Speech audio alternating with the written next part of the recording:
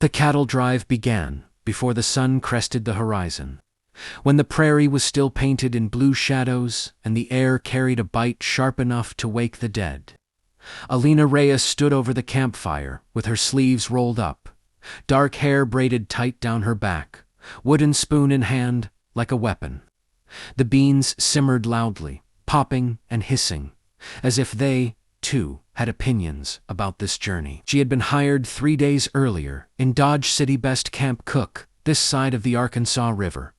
The ranch owner had said Elena knew better than to trust flattery, but she needed the work.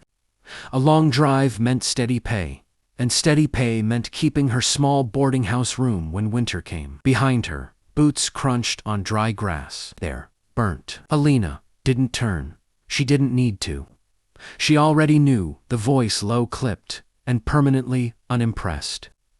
James Walker, trail boss, the man who hadn't smiled once since she'd joined the drive. "They're not burnt," she said evenly. "They're seasoned." James stopped beside the fire, arms crossed over his chest, tall, broad-shouldered, the kind of man who looked carved from fence posts and stubbornness. His hat cast a shadow over sharp eyes that scanned the pot like it had personally offended him. "Seasoned beans don't smell like charcoal," he said. Elena finally faced him, lifting the spoon and giving the pot a deliberate stir. "Seasoned beans smell like survival. You want fancy? Go back to town." A few of the cowhands nearby snorted, quickly pretending to be fascinated by their saddles. When James glanced their way, "This drive doesn't run on attitude," James said. "It runs on efficiency. Men need food. They can eat." Elena met his stare without flinching.